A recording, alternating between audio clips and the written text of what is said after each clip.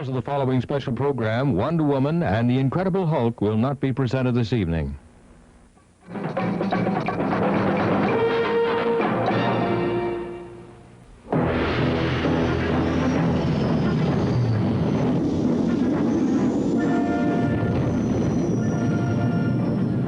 Welcome to a very special Blokebusters episode. I'm Paul, and today I am here with everyone that helped me go over my initial watch of the original Star Wars trilogy because, well, I'm kind of a glutton for punishment, and I thought it would be a good idea to round it all off by watching the Star Wars Holiday Special, despite the fact that Mike actually attempted to tell me just how bad it was, and I didn't listen.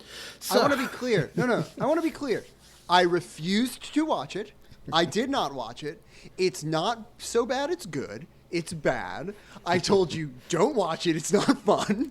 There are only a few things I like in life. B. Arthur and Star Wars. And this ruins both of them. So, I'm not watching it again. I will be grumpy the whole time. I'm a fan of the Magic Tavern, so this is like going to like a baseball stadium and meeting like your hero and being like, "Want to have a catch?" Says the hero to you, and you're like, and the hero's saying, "Hey man, I'm just a hot dog vendor. You want to watch the players?" Yeah, that's kind of what it's like. That I had to talk to the hot dog vendor. He was my hero. Mike, if I may, it sounds like you said you like B. Arthur in Star Wars. Well, my man, Beatrice Arthur is the star of the Star Wars Holiday Special, so... Indeed. Thank you for being... No room to complain. Yeah. You're a pal and a confidant. I can say that completely. Yes, and as you can tell, yes, I do have Mike, Adal, and B-Rob all back so that we can kind of dive into this. And, yeah, I honestly, I'd heard stories. I will be completely honest there. I've heard stories about how bad this was. I have heard some of the cast basically saying just how weird this is. And I knew that this was not rebroadcast after the one and only time it aired, which was the Friday before Thanksgiving in 1978. And it pushed out Wonder Woman and the Incredible Hulk so that they could air it. And from pretty much all accounts, everyone was incredibly pissed that happened. So, yeah. So for anyone that has absolutely no idea what this holiday special is, I don't either, even though I've seen it. But it's set between A New Hope and Empire Strikes Back. It stars... Is it really? Wait, hold on. That's hugely problematic. This is set during a war? Yep. Are you kidding me? I am not kidding you. It is officially set between A New Hope and The Empire Strikes Back. This was the introduction. Oh, my parents are all crispy. Let me say hi to Chewbacca and his fake Hanukkah holiday. Oh, I'm so excited. This is ridiculous. Oh, I hope I'm great at being a spiritual monk knight and can't, like, have love anymore or have a girlfriend. Oh, let me go see what's happening on the tree planet for weird Christmas. This is ridiculous. I feel like canonically it would make sense to have this air to have this set before A New Hope, because after this shit show, then the creators of Star Wars can go, wait, A New Hope? There's hope for this series. These characters aren't all bad. Don't worry. It's not the worst thing ever. There's not things dancing on a table. No. And in fact, this particular thing is the introduction of Boba Fett. This is officially the first thing he was ever in. So cartoon, there you go. Right? There's that. Also, this does Wait, feature... hold on. Boba Fett's not doing something ridiculous like riding a dinosaur, is he? You know what? Yes, he is. That's what Boba Fett's doing. The coolest bounty hunter of all time is Fred Flintstoning around on a dinosaur. So his feet are coming out of the bottom of the dinosaur? No, he like at the end of the song, Yabba Doo-Dah, and when he gets out of work. Oh, no. I'm familiar with Fred Flintstone. When he surfs off the dinosaur. I think that one went sailing over. Look, I got the joke. I got the joke, everyone. I'm grumpy. I'm upset this thing is real. I've said I would be grumpy. I refuse to watch it. I didn't watch it. Yeah, well, fair enough. You're probably the smartest one out of all of us. So, yes. Well, I do have a secret to reveal, which is I started watching this, and I had heard from so many people that this was just the worst thing imaginable. And I'm a glutton for punishment. I really enjoy watching bad movies. One of my favorite movies that I legit enjoy is Nothing But Trouble with Chevy Chase and Demi Moore. Oh yeah, Tupac. Yeah. I would and John rather Kennedy. watch that. Yeah, but I love that kind of stuff. So I'm like, here we go. Like, let's get ready. I got I want to say half an hour into it, and this for the first time in my life, I was like, I cannot do this anymore, and I turned it off. And I apologize to you. I'm not prepared to talk about the full thing, but I literally could not get through this. Yeah, that's similar instance here. I think I put in a group text earlier today that like I couldn't finish it. So what I wind up doing is I think I fast forward the first 12 minutes because the version that I've watched that Paul sent us, it was all Wookiee talk, and there was no subtitles. So that was not relevant to me watching. So I just skipped that first whole 12 minutes. Oh yeah. Then that's absolutely fine. And then any musical number I skipped. And so you made it to like 20 minutes to the end then. Then just about all the Wookiee dialogue I skipped. I watched the animated portion of it. Yep. And that was... It's about 2/3 of the way through that one. To center it, I cannot fathom the amount of cocaine that went into the people in a room in the 70s saying, let's do a 2-hour holiday special. It will revolve around a family that doesn't talk. In fact, for the first 11 minutes, it will just be a series of screams and grunts, and that'll do. That was, I couldn't, when Lumpy screams or whatever he does, chirps, that is the most obnoxious sound in the world. Yeah. If you don't know, Lumpy is some sort of relative to Chewbacca, and he's a younger but somehow less cute Wookiee, and he makes this. You're right. I forgot about it. It's like you know when you hear a bird call in like a museum and it's playing through some, like you go to a natural history museum and it's playing through some crappy speaker that every old lady and kindergartner has shoved their ear up to. That's what it kind of says. So it's like kind of this like, it's very odd. And that's the intro. That's the first 11 minutes is just screams. Yes. There's not a single word said. Not it screams subtitled for 11 either. minutes. And not, yeah, exactly. You can't even, I mean, you can glean what they're saying because the people inside the suits will tilt their head nonstop. Like nobody's not tilting their head constantly. And so you can kind of glean like, oh, the grandpa hates the grandson and wants to eat him. And like the mom is like, stop. So... but it's, why are we seeing this? Like, it's exhausting. Yeah, no, absolutely. And apparently, even though Lucas is uncredited as a writer, it was his idea to build it around Chewbacca's family. Smart. If I wrote this, I would be uncredited too. Yeah. And supposedly there was a writer that was concerned about the fact that it's entirely centered on a species that grunt without subtitles, but Lucas was completely unwilling to budge on that.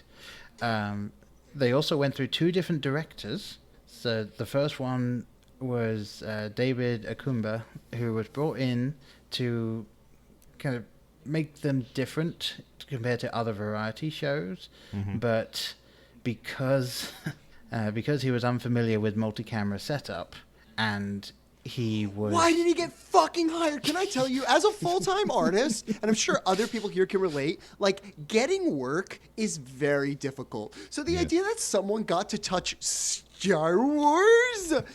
I'm never going to stop this incensed tone, by the way, so I need to pull it back. Someone got to put their hands on Star Wars, and they're like, have you ever done anything like this before? And they're like, oh, no. I've never directed even a sitcom. I've never stepped in a TV studio. Just give me the most important movie in the world right now. Give me that franchise. Yeah, well, apparently he filmed a few scenes, including the cantina scene and the Jefferson Starship video, basically. And then he left of his own decision. So he was replaced by a guy called Steve Binder, who his only contact with Lucasfilm was he was given the Wookiee Bible, just detailing how the Wookiees should look and behave, and that is it. Oh, that Bible sucks. So this is why Disney threw a whole bunch of money at him and pushed him away from his own property and shit because they're trying to save it. Yep. So, Paul, if I go to the Star Wars, I don't know what it's called, the Star Wars land that's like connected to, it's in Florida. What's that called? World's Star Wars Edge or something like that. I don't know. Yeah. So like if I go to that and I stay in a hotel, you're telling me in every bedside table there's a Wookiee Bible? You know, I hope so. I really hope they start leaning into this. You should. I mean, look at Harry Potter Land. You can buy butterbeer and all that other stuff. Yeah. I mean, like, genuinely, I found out about half an hour before we started talking. There is a Lego Star Wars holiday special that was released on Disney Lego Plus. Holiday Wookiee Bible. I was like, what? No, I want to say something about Lego Star Wars. Don't even put them in an the official Lego Star Wars holiday special released in November of last year on Disney Plus, which is both a sequel to and a satire of this holiday special. Okay, but it doesn't exist, which is weird for Disney. Like, you can't watch this anywhere. You have to watch it pirated. Yep, pretty much. Yeah, there has never been any re-release or rebroadcast of this thing, mostly because, I mean, anyone that's attempted to sit through it would know why. I would watch this if they release this on iTunes or on some sort of DVD box set or something. If there was a version that was like David Lynch's cut, and he kind of repurposes scenes or something, then I would like take an edible and watch it. But otherwise, this is truly the first. I'm 38 years old. This is the first piece of pop culture in my life I've ever come across I could not get through. Mm-hmm. Same. Let's talk about the new movies for just a second. If you don't know what this is about, it's about Life Day, right? Why isn't it a Christmas special? Because Christ doesn't exist in this universe. So it's a Life Day special, some special Wookiee holiday they celebrate, okay? And this movie is the reason that I could not enjoy the 8th Star Wars, because in that movie, Laura Linney says, "Godspeed, Jedis." Okay? It's the most problematic line in the entire movie, in the entire series. Because if there's already kind of a famous god in this universe, and it's the Force, and we already have a kind of line for Godspeed, which is "May the Force be with you." It's kind of a big thing that they say, "May the Force." I don't know if you've heard of it. Like, I hate to say that J.J. Abrams and all these people didn't watch, and Joss Whedon didn't watch Star Wars, but if you couldn't remember, like, is he sitting in the theater, "May the Force be with you"? That's it. I couldn't remember it on Rose, right? I assumed it was just one of the. I assumed it was one of the functions in the vehicle, which is like warp speed, Godspeed, like it's all different. Ted God. Yeah. Just below ludicrous speed. We've gone plaid. So, if you can say Godspeed, which, by the way, I know Anakin talks about angels, but whatever. If you can say Godspeed, then we can have a fucking whole Christmas special, and it can be normal. Like, I don't get it. I don't get it. It's this aired just before Thanksgiving, so it technically isn't even a Christmas special. Mm-hmm. And the mom is cooking a bantha, so I guess that's a substitute for the turkey. Yeah. Is that imported? Why would banthas, which live on Tatooine, so does he kill a bantha? Does Chewbacca at some point kill? Chewbacca never goes to Tatooine. Where does this bantha come from? That's a very good question, and the answer to that is they don't care. It came from the imagination of a man. Maybe you've heard of Space Aldi's? Space you Uber can Eats? space all these nuts. Like I've attempted to try and write a condensed version of this thing. Oh, please! And it's not enlighten actually. us. I say it's not actually possible, because if I want to go over what happens in this, I'm gonna spend most of my time just reading Wikipedia to you, because the amount of information that they include actually is what's needed to describe this stuff. Because, if I'm going for just what the content is, like not even any real details, it's literally just kind of a set piece to get started, followed by a cut to a character that we already know, followed by another set piece, followed by a cut to a character we'd never met before, followed by another set piece, followed by a musical number / sexual VR fantasy, followed by another set piece, followed by stormtroopers turning up, followed by a cartoon for no reason, followed by another set piece, followed by Han turning up, followed by everyone putting on robes, disappearing into light, and then a song at the end, which is Carrie Fisher singing the song to the tune of the Star Wars theme tune. It's worth noting the moment I turned it off was after the grandpa. It's Chewbacca's dad, right?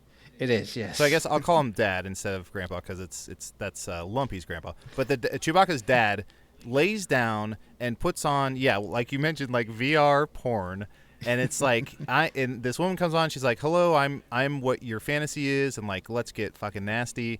And then there's a part where she goes like, "I find you," and it's like the most sensual voice, and it's so sexy, and she's so hot and supple, and he's such a rumpled old raisin, and she goes, "I find you adorable," which is like the worst thing anyone can say to anyone. Zone. Yeah, and then the grandpa keeps rewinding it, and she's like, "I find you adorable, adorable, adorable," and I literally just kind of threw my phone across the couch, and I was like, "I'm done. I can't. This is." I think I died in a on the car ride home, and I think this is my hell. Yeah, I mean, morally, I am against making jokes. Okay, I want to make sure everyone knows where I'm on this page and why this is a problem for me. I only know about this because other Star Wars fans reference it in things they write. And so then you think, this is like Mystery Science Theater, or this is like watching bad movies. Like, I can watch this and enjoy this. I am going to be a schoolmarm about this. I'm going to be like a temperance person around this. Creating joy around this subject, including our own humor, is doing bad for the universe because people will think, I can have some of that joy. You cannot. This is a warning. Don't smoke, don't drink and drive, don't watch this holiday special. Not in that order, reverse order. That should, like, the week leading up to proms, all high schools should have like an event where it's like everyone come out to the football field, and there's like 2 cars that have crashed, and like there's dead bodies, through the windshield, and they're like, you know what happened to these 2? They watched the holiday special of Star Wars. And then all high schoolers are like, fuck, like I never want to watch TV again. Like, let's go grab a beer. And everyone's like, great, we solved it. We set up our future generations for success. And then they just jump and slap hands and freeze frame. I will say the one, and I think I'm going to catch an earful from from the incredulity that is in the form of Mike. I feel like the one redeemable moment. Hang on. I feel like the one thing is whoever plays the chef who's teaching the cooking show deserves an Emmy. The Julia Child ripoff. Yes, both for their performance, because it's legit funny what they're doing, both for their performance and also having to deal with whatever they had to deal with on set. Because that's the one part where I was like, this person's clearly talented, and it's a shame that they're stuck in this role. And as far as that is Harvey Korman, in case you were wondering. Oh, from Blazing Saddles, right? Yep. Yeah. Wow. He was in there. Wasn't he like an android doing a demonstration or some shit too? Yep. Yeah. He is the chef. He is the android doing the. Oh yeah, that's one thing I did not mention in this thing as well. Yes, the son Lumpy has to find the instructions for how something works. So he watches in its entirety a tutorial video for this non-existent technology. YouTube. Being made by an android being played by Harvey Korman, who is somewhat malfunctioning. And yeah, so that happens. Because he played multiple roles, didn't he? He plays Krellman, which is in the B. Arthur. Yeah. Arthur. I watched a little bit of that part, and I think like his acting and her acting in that scene was pretty good. Also, the guy that plays the shop owner or whatever, Art Carney. Yeah, he did real well as well. I liked his acting. Yeah, he was funny.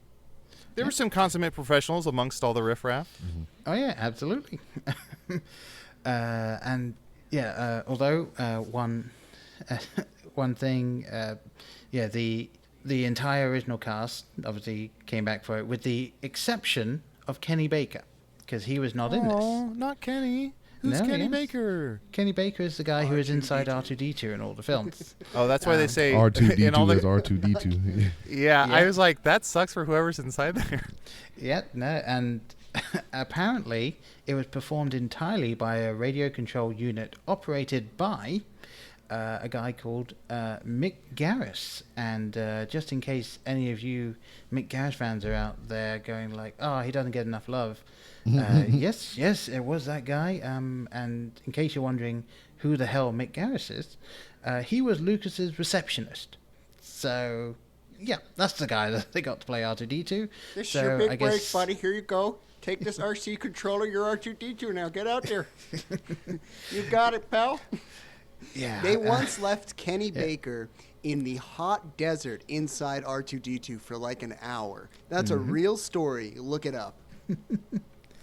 yeah, and I mean, if you think about it, Kenny Baker got the best deal out of it. Then he is not associated with this in any way, shape, or form. And nobody would have seen his face at all. Yeah. I cut out. I called Mercy 30 minutes into the 2-hour ordeal. Does Harrison Ford come back? Because Yes. he's in the opening credits, He which I was does. surprised about. He does come back? Yes. And actually, for anyone that is into the pitch meetings that the Screen Round people do, they pointed out something when I watched that yesterday. I was like, wow, yeah, I didn't even notice that, probably because I was falling asleep by the end of it. But at the end, he comes back, and there is a single stormtrooper that is left at the house. I'm not going to explain how they got the other stormtroopers to leave because it's not worth it. And Harrison Ford and Chewie come back, and they end up effectively pushing the stormtrooper off the balcony to fall to his death. Wow. And this is the same balcony that Chewie's son was standing on and walking along at the beginning. Oh, yeah. So it's strong enough to support his weight. However, the stormtrooper literally just kind of trips over, and then it breaks and he falls through. So That armor is heavy. yeah. It's wild Good to me point. that Harrison Ford agreed to do this, because he's the type of guy who would like go to a restaurant, and when the waiter's like, "What can I get you?" he'd be like, I don't know, fucking food, figure it out." Like the fact, because he's so cranky, and especially about Star Wars, like when anyone asks him any question about Star Wars, he famously is like, "I don't know and I don't care. Like, please leave me alone forever." So it's wild to me that I mean, obviously this was 30 some whatever 40 years ago. So. Yeah. He was younger, but it seems insane that any of the original cast would be a part of this. Mark Hamill has, like, from what I saw, one little part which was awful. He doesn't even look like Mark Hamill. It looks like he has Vaseline on his face. And his one big moment is like Chewbacca's wife is standing there sad because her husband's probably dead, and Mark Hamill looks her in the face and goes, "Give us a smile." Like, smile for me. And then they smash close up on her face as she gives the most strained smile I've ever seen a woman give. Outside of a Saw movie. Yeah, and the thing that I took away from that scene as well was, like, obviously they're kind of trying to talk to him, and like he eventually just basically says the line like, that he doesn't want to have to keep dealing with talking to them, put Chewbacca on. So it's like, wow, okay. that's not nice. But then again, it's actually, if you and I brought this up in the previous episodes that we did, like, if you actually follow through the original Star Wars thing, like, pretty much everyone is racist against Wookiees. Like, I think Harrison Ford's character is the only one that doesn't, maybe Leia, the only one that doesn't actually have a line specifically ripping into Wookiees in this. So, yeah, it's very, very odd. I honestly don't know how this got through everyone. What does Luke say about Wookiees? No, it's like, it's not that he specifically rips into Wookiees, but it's like he's talking to Chewbacca's wife, and at some point he basically just says, like, that he doesn't understand what she's saying, and he says something to R2 along the lines of, like, okay, I don't want to have to keep talking through you, and he turns back and just says, put Chewie on.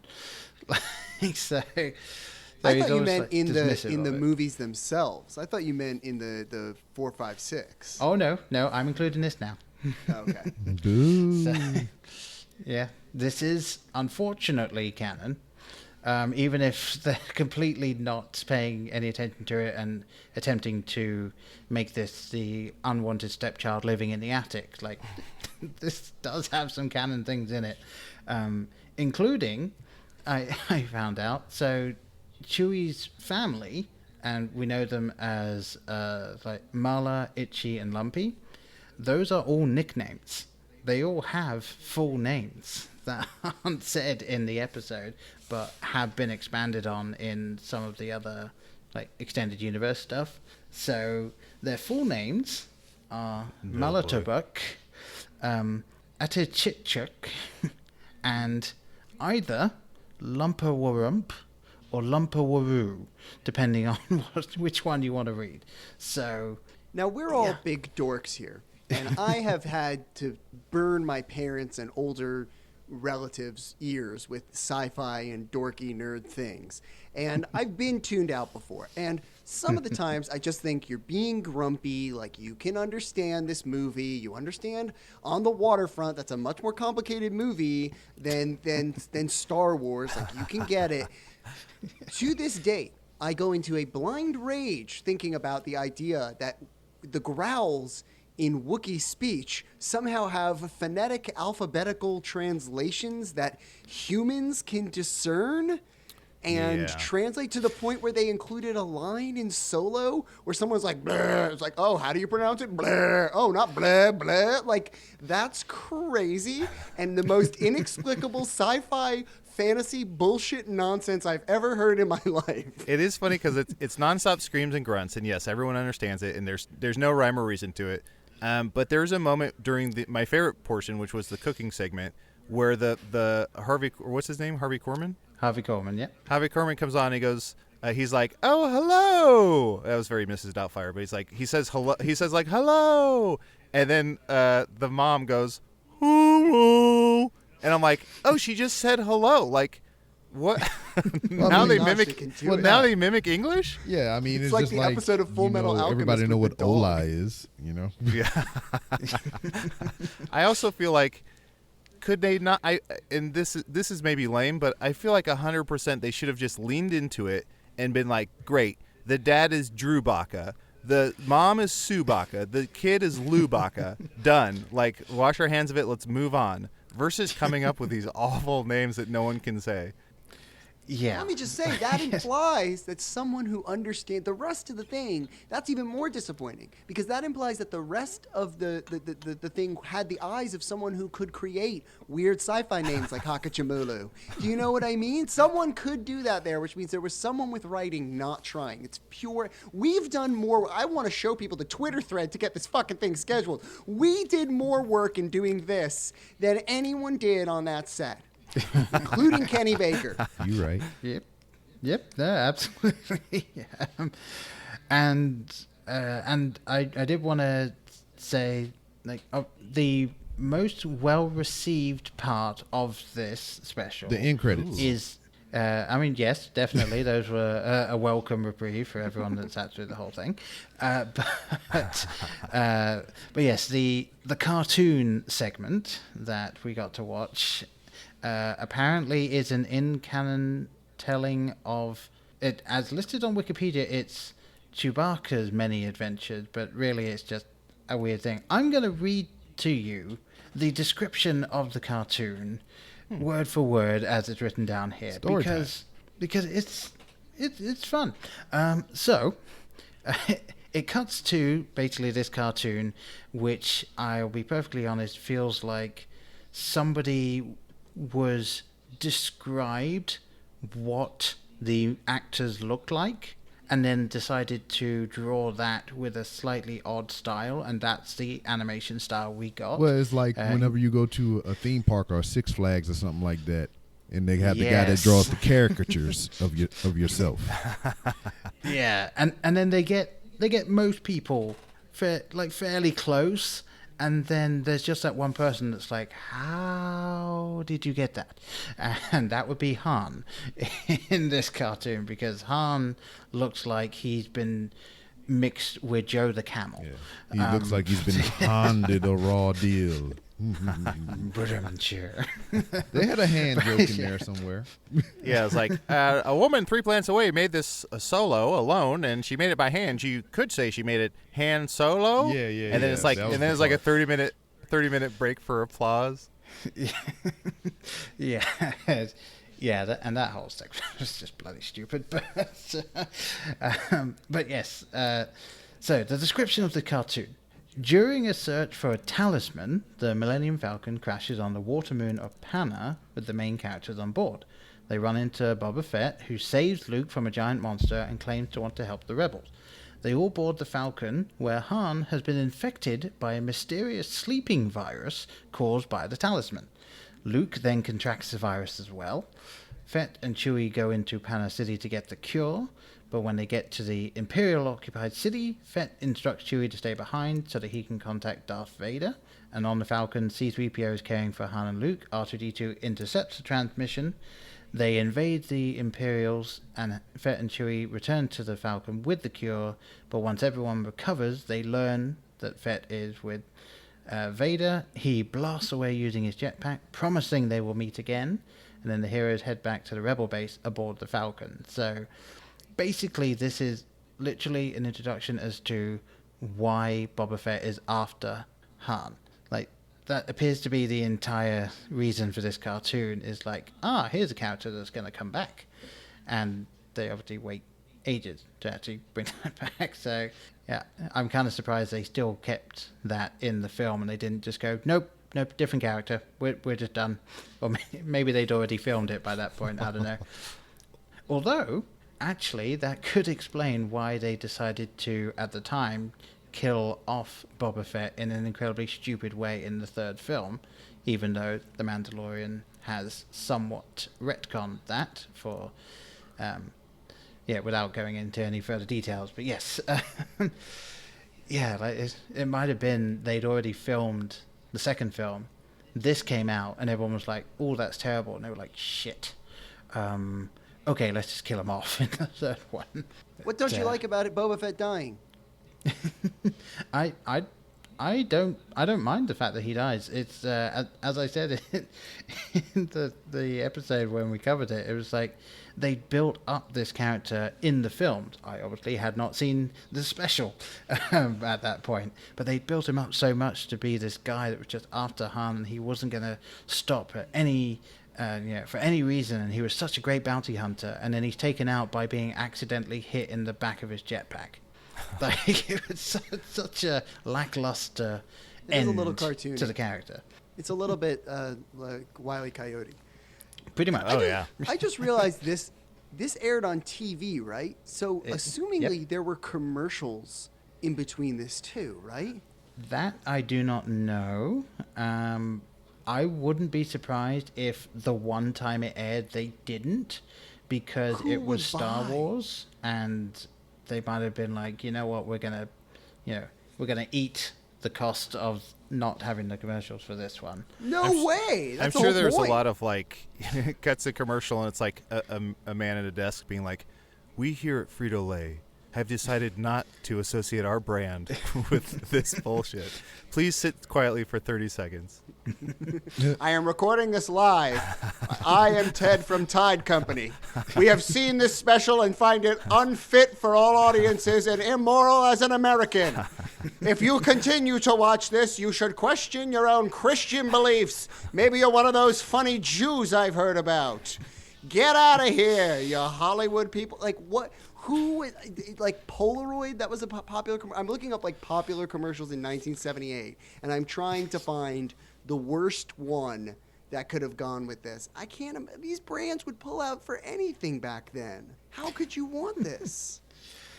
Yep. I don't know. This is such a strange film, and obviously anyone listening to this, they're going to be kind of hearing us ripping into it, and there are going to be people that are like, well, it can't be that bad. It really is. Yes. Like, there is no actually properly describing how shitty this thing is. I want to comment on the joke I just made about Jews a second ago. I'm Jewish, and we have to pretty much kill someone to get a Hanukkah special on TV. It took Adam Sandler making an ironic one for that to happen. So the fact that this Life Day thing happened I've just realized after the joke, I'm sitting here being like, they would never do a Hanukkah special, but they'll do this? Dreck. Yep, pretty much.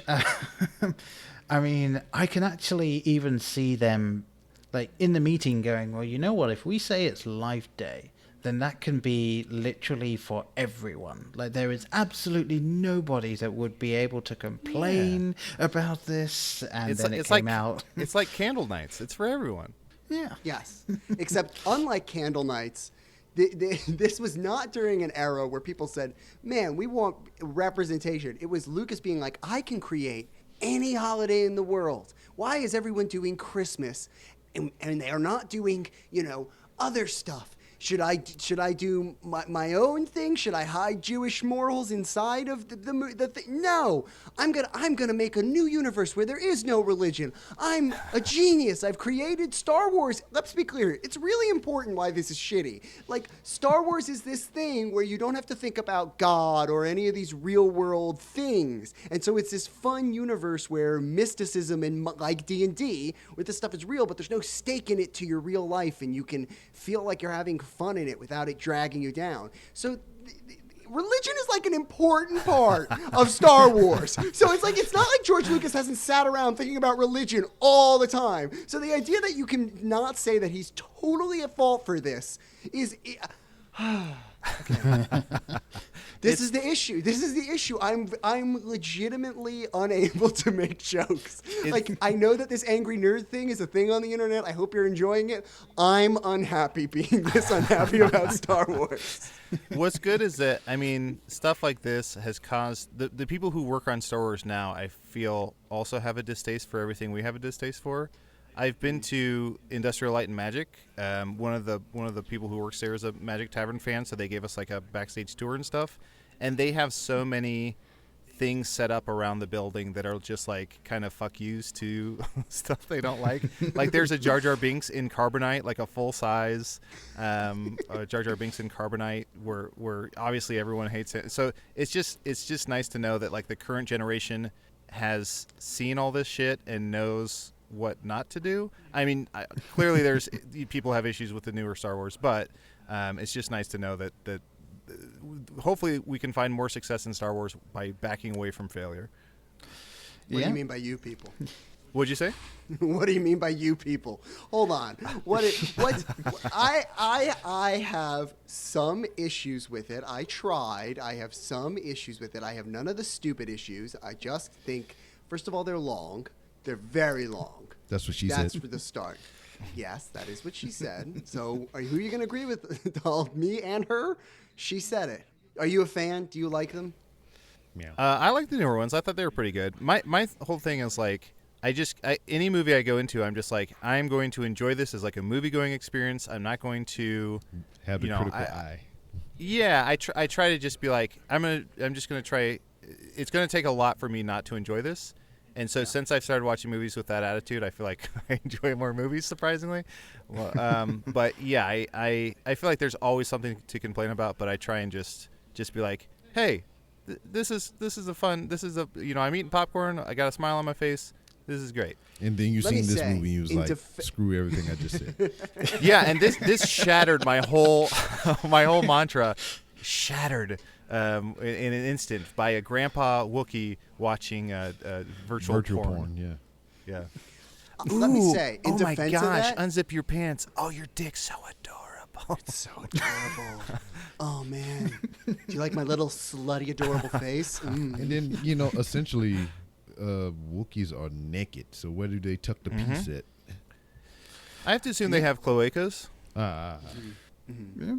Entirely possible. And people don't know this, but simians and apes, aside from humans, have quite. Let's get into, because this is more interesting, the real anatomy of humans amongst the great apes. Humans have quite large genitals compared to the other great apes. They're actually quite garish compared to the other.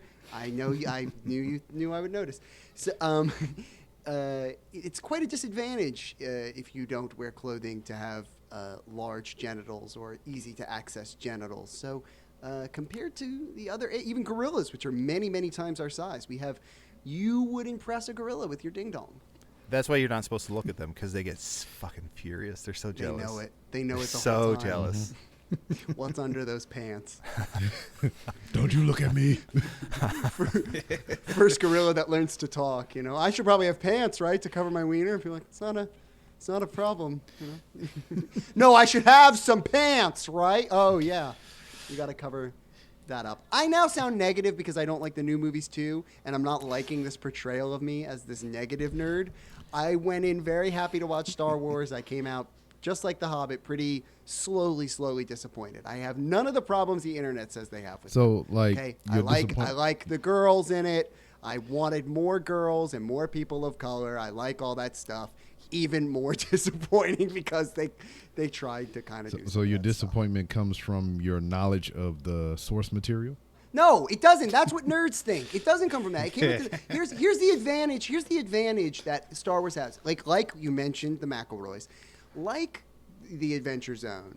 Like all they need to do is mention a character from it, and I start to tear up, and they can do no wrong. I cried when in whatever it was 7 when it came on. So that has an advantage that like any of Transformers did not have. You know what I mean? Like they just played a single sound and showed a graphic and I cried. So it takes a lot to get me down from there. It's not precious to me. I don't care. I was pretty hyped to watch it. I'm not like a negative person. I like the prequels. I'll throw this out. I like Jar Jar Binks. Nothing wrong with Jar Jar Binks. But I didn't like that, and I don't like Life Day is 1,000 times worse. Let me say, the movies are movies. They're okay. Life Day is in a totally different ballpark. I don't want people to think I'm just so negative. Just somewhat negative. Yes. I mean, I'm mostly negative. It's not like it's so off if you think that about me and listening to this. That's not your main defining trait, is it? I'd go as far to say it's my main defining trait, but Okay, yeah. But I was trying to be nice. You're the guest, but okay, trying fine. to push against it in this case for whatever reason. One thing, actually, that I was doing a little bit of research for it, and I did not know who Diane Cowell was before watching the Star Wars special, and now that I know who she is, I honestly do not know what the hell happened and why she agreed to be in it. She is the one that portrayed the VR person, and she was an actress, singer, model, activist. She won a Tony Award. She was nominated for an Academy Award. She won a Golden Globe. She was a trailblazer in several different areas of her life, and she played that.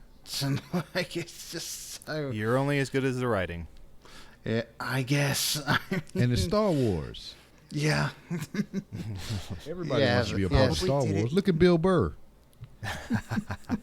She probably did it for her grandkids. She probably said, guess what, kids? You turn on the TV, turn on that little CBS. It's the second one on the dial, and you just take a look on the TV, and guess who you'll see? Ooh, just I've got a big surprise for you. And then that's what happened. They took this woman, she never talked to her grandkids again. That's what happened. It's this thing's fault. Most likely. Yeah, I don't know. Are you happy, Paul? Are you happy that we did this little thing and we all had to go down memory Yeah, lane? Paul, you feel like a big man forcing Yeah, a bunch of buddy. people to watch this garbage? You feel like a big man? Paul. Big Loud man over noises. there, We're tough guy? angry. Yeah, tough guy. Yes. I Pick on feed off someone the your own anger. size. Bring it. I'm Palpatining it up here. Yes, I'll be perfectly honest. I did not anticipate what I was going into, obviously, and I do apologize for making you watch as much of it as you guys did. Obviously, Mike, you didn't rewatch it, so yes, well done you. And yeah, like It's hard to I do that honestly- with a movie, a whole movie. yeah. You know. Yeah, I honestly do implore anyone listening that has not watched the Star Wars special to please keep it that way. I mean, 'cause, I mean, even if it wasn't a Star Wars property, it was still a bad movie.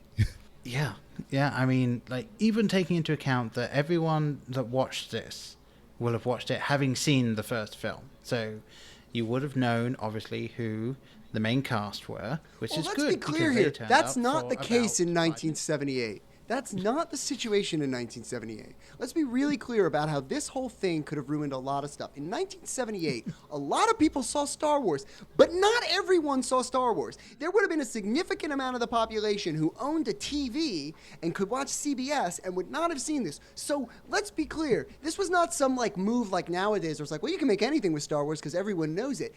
This was for sure. Oh, Dad, I saw Star Wars. Let's go watch this TV special. This is what he Absolutely. smacks his kid around the living room. No, yeah, absolutely. Like this, like $5. anyone that wanted to watch this will have seen Star Wars, and then their families were introduced to Star Wars this way. See, no, this is historical context again. It was around Thanksgiving. So you're home from college and you're locked there with the worst people in the world, your parents, and you just want to watch something good, even if they don't like it. And you think, Star Wars is going to be on TV tonight. And you turn it on and this happens to you, and you're still stuck there with your family or old high school girlfriends. It's the worst thing that can happen to someone. I like to imagine that like there was a young like 7-year-old boy who had that exact experience, and he grew up. You know, he toiled and studied and spent his years tinkering around, taking things apart, putting them together, and then eventually, based off that one scene with the grandpa and the porn, he created the Oculus Rift. Because that's how he got the name. He goes, I Yeah. saw this thing one night and I wanted to rift my eyes out of my head.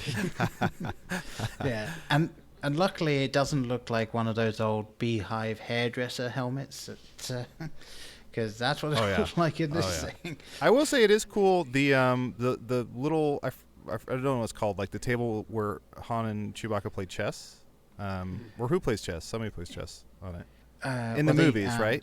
The hologram little table. It is cool that this show, basically in 1978 or whatever, invented Cirque du Soleil. Yeah. Yeah, kind of. Yes, definitely a sort of the low budget version of Cirque du Soleil, but yes, definitely. Yeah, not that you want anything positive to be assigned to this thing, but You gotta look for You the know. positives, man. You gotta look for them. yeah, I mean, you've really got to look in this thing. Yeah, no, it. I don't know if you guys have seen those are now popular. There's these like things where they sell that are essentially like a projector and a fan that shows, if you don't know that old Scooby-Doo trick, you can point a projector at a fan and it will, sort of stay on the fan. Most famous are those things that like they'll flip back and forth, it's like and it'll say like, welcome to my store or whatever. And this chess thing is now like becoming like a popular, like crappy, one of those expensive toys someone buys, they're like coming back, even though they weren't featured in the new movies. I don't know why. Oh, that's wild. And they actually have holograms? What it is that they put in. It's just a like projector. It's a projector, and Gotcha, there's a 3D asset. I see. And so when you move around, it looks pretty 3D. Well, that's cool. Yeah, yeah. Like it really is so sad because you can tell that people were trying. There were some people that were probably like, okay, this is probably gonna look cool. And Harvey Korman basically doing a "Whose line is it anyway?" person behind them with the and saying like, that. It has the potential to be funny and to really actually be a good segment. And the problem is, it was in this, so it just wasn't. It was surrounded by grunts and like trilling, basically. I'll say something about because Adal mentioned Industrial Light Magic, and whenever Star Wars is made, like, the effects are, those artists are, I'm always in awe of that. I just want to say that. So in this, I do appreciate in the cartoon as an animator, at that time, this was sort of the crest of the wave of Hanna-Barbera, and which was kind of starting to crash. And Hanna-Barbera, if you don't know, was known for minimal animation. So it would have been quite easy for that cartoon for them to call up one of the many minimal animation studios and really done this cheaply. I did appreciate that the cartoon, this was the one thing, it is hand drawn, it is frame by frame, there aren't a ton of, fake effects. There's a lot of it's done on ones and twos. There's very few looping. I was actually impressed to see that, like, there were real walk cycles and not repeated weirdness and stuff like that. Yeah, absolutely. I mean, I was like watching it, even though the character models were somewhat off-putting to me personally. I did kind of look at it and go, you know what? I can see almost like the genesis of like the emblemation style. Like it seems like if you were to let it mature, you would definitely get that sort of the Don Bluth stuff back there. But yeah, I didn't. It feels like they should have, since they had Roger Corman, they should have just handed all the writing over to like the Carol Burnett staff. Like get Carol in there, get Tim Conway, like just have them write it or something, and have it be just like a laugh. Just have it be a laugh a minute. No sketch is longer than 2 minutes, and it's like whatever celebrities from the late 70s show up, like maybe Nixon shows up and he's like, I am not a Wookiee, and like we love that, and everyone goes nuts, and like like just there, this was so devoid of joy, and the attempts at joy were the attempts of a sociopath. Like nothing on screen could possibly bring the faintest smile to even a dying person. Like this is bad. Did you ever this should be launched into space. Did you ever see The Unforgiven? The Clint Eastwood movie? Yes. Yes. That's how I often imagine, and Morgan Freeman's character is how I often imagine George Lucas. Like, he's just up there, he's trying to live a peaceful life, and every once in a while someone comes up to that ranch and is like, you've got to finish what you started. And he's like, I don't know if I can do it anymore. That's a great point you've made about the Carol Burnett staff. I forgot. So I always think about George Lucas being like tortured. You got to write a video game, George. He's like, please leave me alone. I just want to spend time with my daughter for 5 minutes. No, right. And so I have to assume in this scenario that you're Little Bill, Gene Hackman's Little Bill. Or yeah, what's I'm his Little name? English Bill. English Bob? English Bob No, was the reporter. English Bob I was thought Gene Hackman was like Little Bill or something. The sheriff. Yeah, who killed Morgan Freeman? Yeah. Spoilers. So I always imagine him kind of being tortured to do more, and everyone is always disappointed because it's like they're making him do too much. He wrote these great things. But you make a great point about the Carol Burnett staff. No one at Star Wars had to write this at all. They could have handed this to any of the talented people at CBS at the time to write anything. Yeah, this is like if they're like, hey, we're going to do a Rick and Morty special. Let's get the writers of This Is Us to pen it, and then and make it 2 hours long. Like, what are we doing? Like, if you're going comedy, hire comedy writers. It makes no sense. Yeah, I honestly don't get it. Like this genuinely is something that could be shown as a masterclass in just how badly things can go, because the tone is just completely off. The decisions that were made in the setting and everything were just like, even if you added subtitles for the Wookiees, like even though that's not something in the films, because they were given such a huge thing, if you just gave them subtitles, maybe that section would be a little bit more bearable to watch. And if you got rid of the VR porn. But yeah, just I mean, genuinely, I think that scene was put in because they were like, oh shit, we haven't done anything with his dad. What would his dad want to do? Porn? Okay. Like, that's about it. Like, he's just there in the other scene. So it's like, okay, we need something with him. Because, Lumpy is playing with toys. Chewbacca's wife is cooking in the kitchen. Dad, he should be watching the hologram table, and it's basically like the History Channel, but it's just like all the wars of past whatever. So I feel like that would have been funnier and like a more true to. I mean, I guess old people love porn, but I don't know. Yeah, dirty old This is a man. wild choice. I have another CBS star that could have been in this that I think is perfect for the no talking things. Bob Okay. Newhart. It would have been all Bob Newhart, famous for talking to yeah. people who aren't talking on the phone.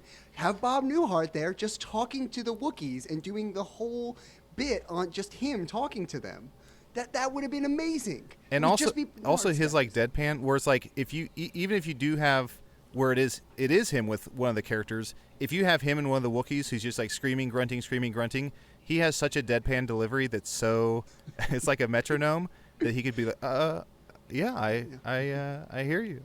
Like that would have killed if he just had if it's basically like really fast speech and then slow speech, that would have crushed. I like that you like the same thing I like about Bob Newhart, which is Oh, yeah. his small stammer. Oh, yeah. That's like, it just Yeah. kills. It kills me every time. Maybe he could have been their butler or something. Oh, that'd be He's great. just- Or the neighbor who's like, can you shut your kid up? Hey, I'm next door. Just know, I can see you're all a bunch of angry apes. That's Yeah. That's, And then we that's go great. to his home and we see that he has like mounted above his fireplace is a bunch of Wookiee heads. Oh my God, he's IG-88. Yeah. It's been Bob Newhart the whole time. Can I say something else about Life Day? Okay, so the Kashyyyk is one of the worst invaded planets in the war because we see this big battle at the end of 3, right? And so it is occupied. That's a part of the story. So why are things good? I've said this a lot about Star Wars. They do a bad job showing what the Empire does badly, right? Like they always show like Darth Vader killing people, but it's like, okay, well then you kill people. Like you also kill people, rebels. So like, what did they do that's actually bad? And so they kind of missed an opportunity here to make it a sort of, you should have done a Dickensian sort of Christmas where things are terrible, but like, they're making by. Like, what's the problem with the Empire if everyone's able to stop by and have, a fun Life Day? What's the issue? What are we rebelling against? I'm serious. No, yeah, it's more. It really is that the Empire in this is more just seen as kind of the mafia. Like they just turn up and they wreck your house because they're looking for something, and they're like, "All right, we'll be back." Yeah, go clean up your room. That would be a fun thing to if Darth Vader's voice was like Brando instead of James Earl Jones. Who wants That to could've do been it? Who wants to interesting, try? Yeah. I mean, speaking of Vader's voice, this was also the official introduction of the fact that James Earl Jones was the voice of Vader.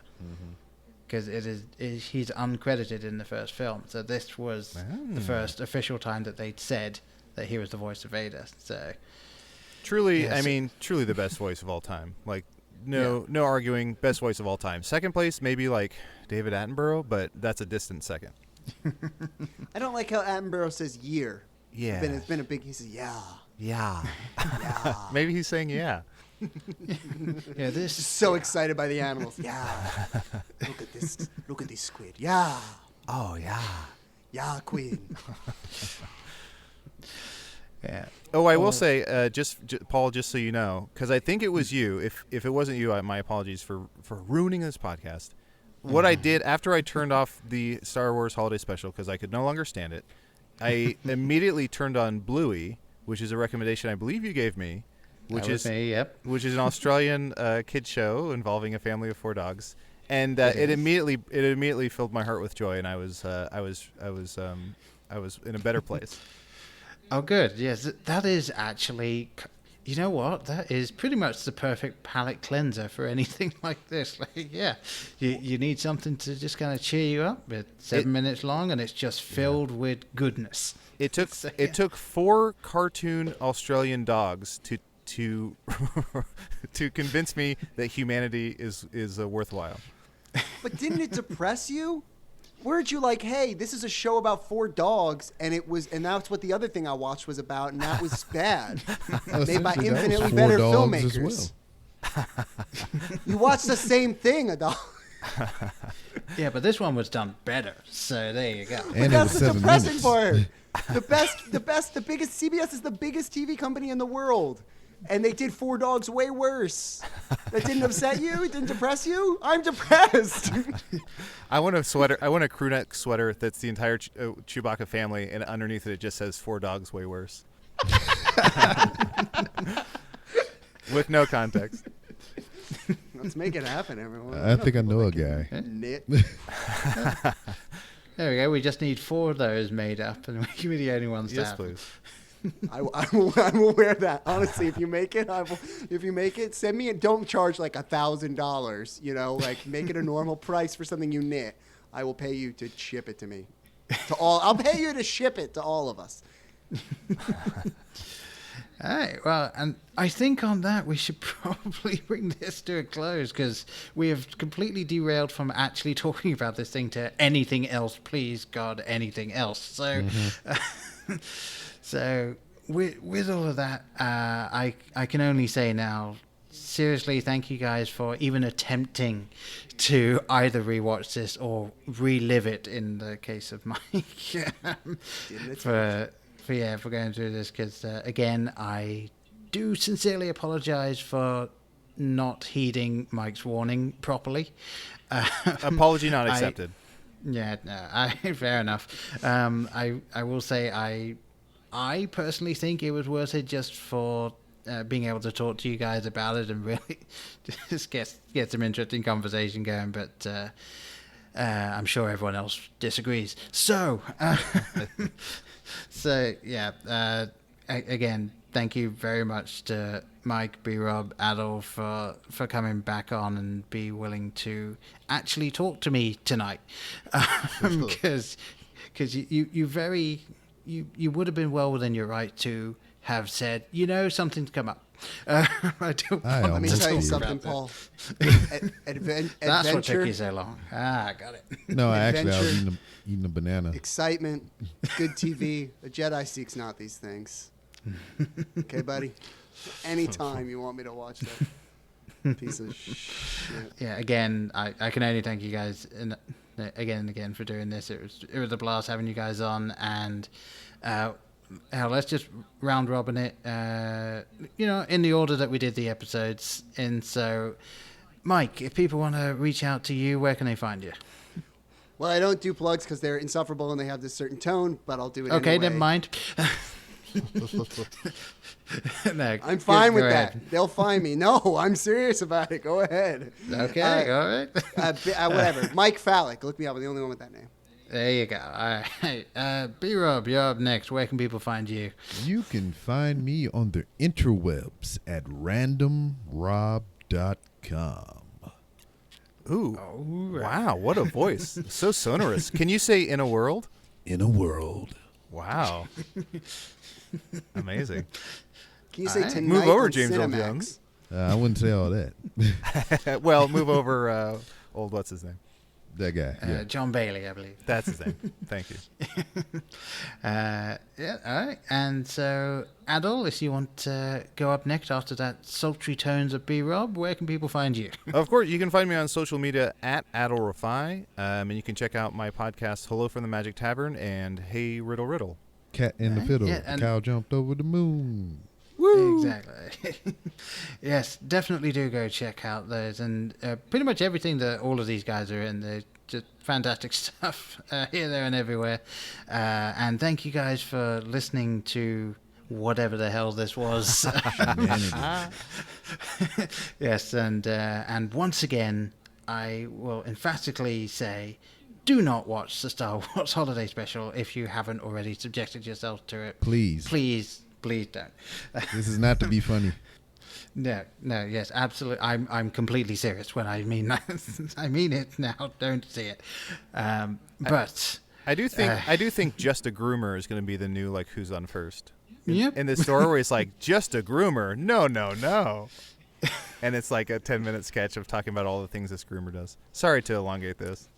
that's fine. No, like the holiday special, there's no rhyme or reason when this ends. The plugs, more bits. How much longer will it go on? Are you on the treadmill? Keep running. The pain you experience is getting This you is the closer part to. that does Never end. It Yes, goes it goes on on and on, my friend. Some people started casting it, not knowing what it is. Yeah. Folks, I try and end it, and they just keep pulling you back in. But Yeah, you want to watch Godfather 2? I'll watch Godfather 2 with all y'all. Hell yeah. Now that you say pulling me back in, let's watch that. Or 3, sorry, Godfather 3 is what I meant.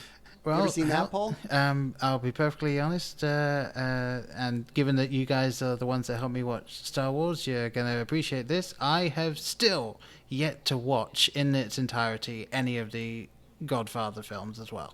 So, Well, we got it. That's how we got to do a reunion. Is Godfather 3? Yeah, Another there you piece go. of dog shit. How about we do that next? Yeah. Yeah. Next year, This year. of course, yes, that will be. My milkshake brings all the girls to the yeah.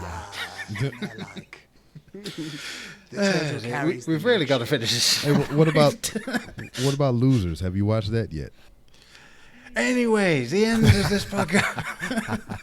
Hold on. Wait, I have more Yes. recommendations too. Yeah, Everyone go watch Doom Patrol. It made me cry. It's great. You know what? I watched Doom Patrol, and they played that one song by Frank Ocean in one of the seasons or whatever. And ever since I seen it on heard it on Doom Patrol, I've heard it on 2 or 3 other movies and TV series as well. Yeah. yeah, just like when you get a new car and then you just start seeing that car everywhere. It's like, wow. Yes. What's Bader going on there? Bader Meinhof, whatever that's called, right? Isn't that it? What's that one? Something called? along those lines. Sure. I knew I'd get something more pretentious in than what I said earlier.